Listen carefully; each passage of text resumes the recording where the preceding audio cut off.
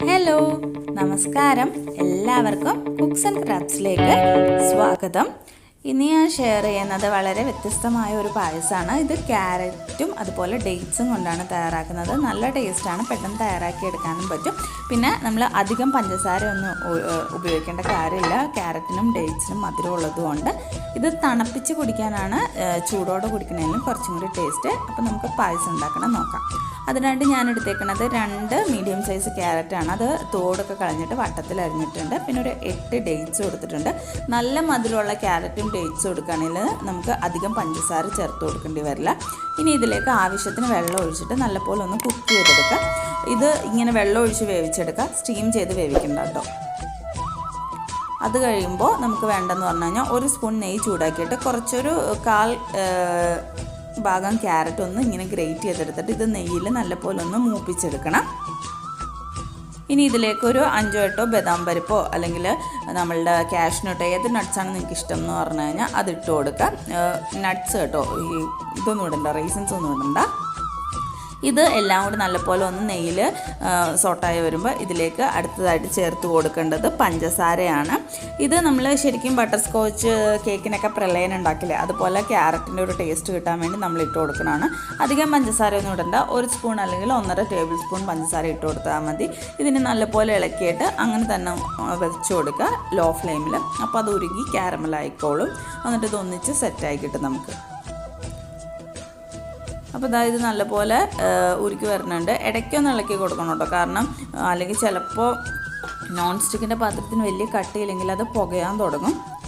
കണ്ടോ, ഇപ്പോൾ ഇത് ഉരുക്കി വരുന്നുണ്ട്. ഇതിപ്പോൾ റെഡി ആയിട്ടുണ്ട്. നല്ലൊരു കാരമൽ കളറായിട്ടുണ്ട്. നമ്മളുടെ പഞ്ചസാര എല്ലാം ഉരുക്കി ഇതിന് നെയ്യ് തടവിയ ഒരു പാത്രത്തിലേക്ക് നമുക്ക് മാറ്റി കൊടുക്കാം. പെട്ടെന്ന് തന്നെ മാറ്റി കൊടുക്കണം, ഇത് പെട്ടെന്ന് തന്നെ സെറ്റാവും. ഇനി ഇത് നല്ലതുപോലെ സെറ്റാവാൻ വെക്കുക. ഈ നെയ്യ് ബാക്കി ആ പാത്രത്തിലേക്ക് തന്നെ ഒഴിച്ചു കൊടുക്കുക. ഇതിലൊരു ക്യാരറ്റ് ഓയിലിൻ്റെ ടേസ്റ്റും കിട്ടും ഇതിന്. ആ ഒരു സമയം കൊണ്ട് നമ്മളുടെ ക്യാരറ്റും ഈന്തപ്പഴവും കൂടി നല്ലതുപോലെ വെന്ത് വന്നിട്ടുണ്ട്. നല്ലപോലെ വെന്ത് വരണോട്ടോ, കാരണം നമുക്ക് നല്ല മഷി പോലെ അരച്ചെടുക്കണം മിക്സിയിലിട്ട്. അപ്പോൾ വെന്തില്ലെങ്കിൽ ബുദ്ധിമുട്ടാണ്. കണ്ടോ, ഇതിന് ചൂടാറിയ ശേഷം മിക്സിയിൽ അരച്ചെടുക്കുക. ആ ഒരു സമയം കൊണ്ട് തന്നെ നമ്മൾക്ക് പാല് തിളപ്പിച്ചെടുക്കണം. ഇതിന് വേണ്ടത് 5 കപ്പ് പാലാണ്. അപ്പോൾ ഞാനൊരു 3 കപ്പ് പാലോളം ഇപ്പോൾ ഒഴിച്ചിട്ടുണ്ട്. ഇത് ചെറുതായിട്ടൊന്ന് ചൂടായി, തിളയ്ക്കണ്ട, ഒന്ന് ചൂടായി വരണം. ആ ഒരു സമയം നമുക്ക് ക്യാരറ്റും ഈന്തപ്പഴവും കൂടി നല്ലതുപോലെ അരച്ച് വെച്ചത് ഈ പാലിലേക്ക് ചേർത്ത് കൊടുക്കണം. നമ്മൾ ക്യാരറ്റും ഈന്തപ്പഴവും ഒക്കെ നല്ല ക്വാളിറ്റി ഉള്ളത് എടുക്കുകയാണെങ്കിൽ നല്ല മധുരം ഉണ്ടാവും. ശരിക്കും ക്യാരറ്റ് ഹൽവ ഉണ്ടാക്കുന്ന ഒരു ചുമന്ന കളർ ക്യാരറ്റ് ഉണ്ട്, അതൊക്കെ എടുക്കുകയാണെങ്കിൽ പിന്നെ നമ്മൾ മധുരം ചേർത്ത് കൊടുക്കേണ്ട കാര്യമില്ലെന്ന് തന്നെ പറയാം. അപ്പോൾ ഞാൻ മൊത്തത്തിലെ ക്യാരറ്റ് അരച്ചത് ഈ പാലിലേക്ക് ചേർത്ത് നല്ലതുപോലെ ഒന്ന് മിക്സ് ചെയ്തെടുക്കുകയാണ്. ഇനി തീ ഇപ്പോൾ എപ്പോഴും തീ ഒരു മീഡിയം ലോ ഫ്ലെയിമിലാണ് കേട്ടോ വെക്കേണ്ടത്. ഹൈ ഫ്ലെയിമിൽ വെച്ച് ഒരുപാട് പാലങ്ങ് തിളച്ച് വരും. ഒരു നല്ലപോലെ അത് മിക്സ് ആക്കിയിട്ടുണ്ടെങ്കിൽ ഒരു മീഡിയം ലോ ഫ്ലെയിമിൽ വെക്കാം. ഇനി ഇതിലേക്ക് ബാക്കി എടുത്ത് വെച്ചേക്കണ 2 കപ്പ് പാലും കൂടി ചേർത്ത് കൊടുക്കുക. അതുപോലെ തന്നെ ഇതിലേക്ക് പഞ്ചസാര ചേർത്ത് കൊടുക്കണം. ഞാനിപ്പോൾ ഇവിടെ 1/4 കപ്പ് പഞ്ചസാര മാത്രമേ ചേർക്കണുള്ളൂ. നിങ്ങളുടെ പിന്നെ മധുരത്തിനനുസരിച്ച് കൂട്ടിയോ കുറയ്ക്കുകയോ ചെയ്യുക പഞ്ചസാര. ഇപ്പോൾ ഇതിന് കണ്ടില്ല, നല്ലൊരു കാരമൽ കളറാണ് ശരിക്കും പറഞ്ഞാൽ. ഇതിന് നല്ലതുപോലെ ഇളക്കി കൊടുത്ത് നല്ലതുപോലെ യോജിപ്പിച്ചെടുക്കണം. പഞ്ചസാരയും ക്യാരറ്റ് അരച്ചതും മറ്റേ പാലും എല്ലാം കൂടി നല്ലപോലെ യോജിപ്പിച്ചെടുക്കണം. നല്ലൊരു മണം വരും. ആ ഒരു ക്യാരറ്റും ഡേറ്റ്സും ഒക്കെ കിടന്ന് വേവുമ്പോൾ നല്ലൊരു മണമാണ്. പിന്നെ അതുപോലെ തന്നെ ഇത് തണുപ്പിച്ച് കഴിക്കാനാണ് എനിക്ക് കൂടുതൽ ഇഷ്ടം. എനിക്ക് പായസം പൊതുവെ തണുപ്പിച്ച് കഴിക്കാനാണ് ഇഷ്ടം. അതുകൊണ്ടാണോ എന്നറിയില്ല, എനിക്ക് തണുത്തതാണ് കൂടുതൽ ഇഷ്ടപ്പെട്ടത്. അപ്പോൾ ഇത് നല്ലതുപോലെ കുറുകി വരുന്നുണ്ട്. കണ്ടോ, ഈ ഒരു സ്റ്റേജിൽ കുറുക്കി എടുത്താൽ മതി. ഒരുപാട് അങ്ങ് കുറുക്കണ്ട, ഇരിക്കുന്തോറും കുറുകുമല്ലോ പായസം. ഇനി ഇത് മാറ്റി വെക്കാം. പിന്നെ നേരത്തെ നമ്മൾ ക്യാരറ്റ് വഴറ്റിയ ആ എണ്ണയിലേക്ക് തന്നെ, നെയ്യിലേക്ക് തന്നെ നമ്മൾ ഒരു ക്യാരറ്റ് ഗ്രേറ്റ് ചെയ്തതും കൂടി ചേർത്ത് കൊടുക്കുകയാണ്. ഇത് നല്ലതുപോലെ ഒന്ന് സോട്ട് ചെയ്തെടുക്കണം.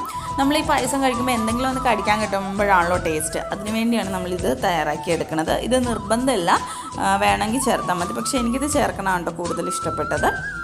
ആ ഒരു സമയം കൊണ്ട് തന്നെ നമ്മൾ ഒരു 1/2 സ്പൂണോളം ഗോതമ്പ് പൊടിയോ അരിപ്പൊടിയോ എടുക്കുക. അതിലേക്ക് കുറച്ച് നമ്മൾ നേരത്തെ കുറുക്കി വെച്ചിരുന്ന പായസത്തിൻ്റെ മിക്സ് ഉണ്ടല്ലോ, അത് ചേർത്ത് കട്ടകളില്ലാതെ നല്ലതുപോലെ മിക്സ് ചെയ്തെടുക്കണം.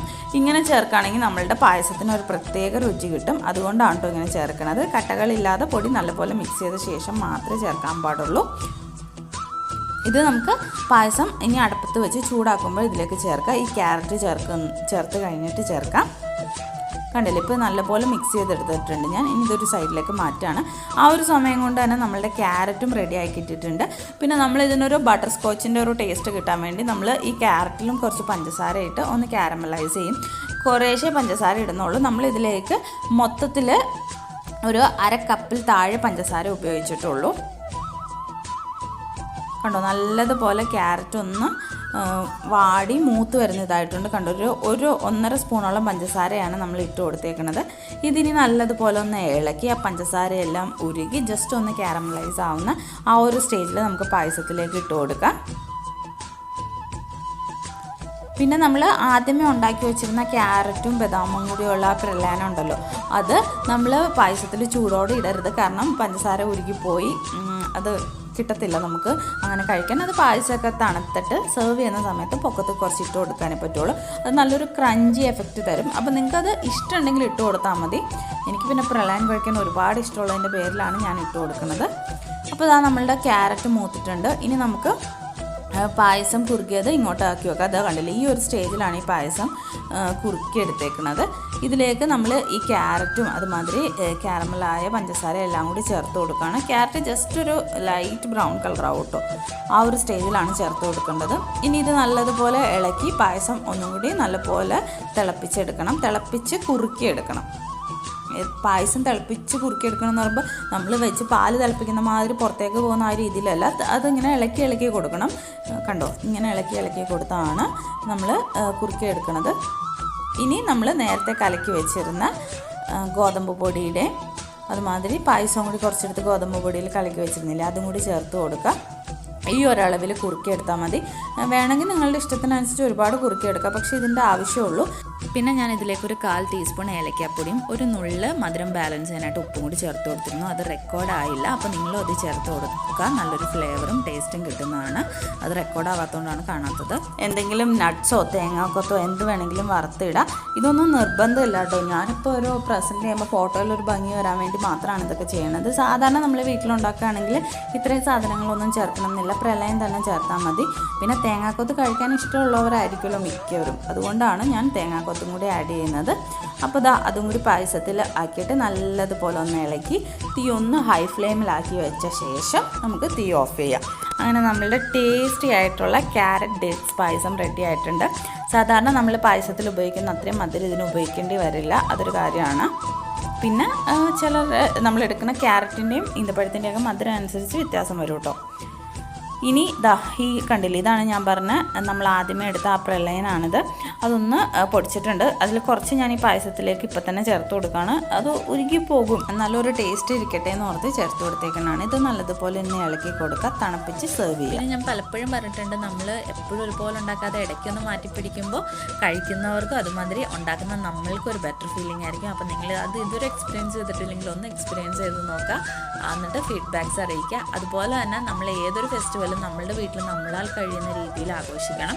അത് നമ്മളുടെ കുഞ്ഞുങ്ങൾ നമ്മളുടെ സംസ്കാരം എന്താണെന്ന് അറിഞ്ഞ് വളരാൻ ഒരുപാട് ഉപകരിക്കും. കാരണം നമ്മൾ എവിടെയൊക്കെ പോലും നമ്മളുടെ വീട്ടിൽ നമ്മളുടെ റൂമിൽ കയറുമ്പോഴുള്ള സന്തോഷം നമുക്ക് എവിടെ നിന്നും എന്നെയൊക്കെ സംബന്ധിച്ച് അങ്ങനെ കിട്ടാറില്ല കേട്ടോ. അതുകൊണ്ട് നമ്മളുടെ മക്കളും നല്ല രീതിയിൽ തന്നെ വളരട്ടെ, നമ്മളുടെ സംസ്കാരവും പാരമ്പര്യവും എന്താണെന്ന് അറിഞ്ഞ് വളരട്ടെ. അപ്പോൾ എല്ലാവരും കഴിയാവുന്ന രീതിയിൽ ഓണം ആഘോഷിക്കുക. ഇപ്പോൾ ഒരുപാട് ദുരിതം പേറിയവരും അതുമാതിരി ദുരിതം അനുഭവിക്കുന്നവരും ഒക്കെ ഉണ്ട്. അവർക്കത് തരണം ചെയ്യാനുള്ള ശക്തിയും അതുമാതിരി സമാധാനവും കിട്ടട്ടെ. അപ്പോൾ എല്ലാവർക്കും നല്ലൊരു ഓണമായിരിക്കട്ടെ. Thank you for watching.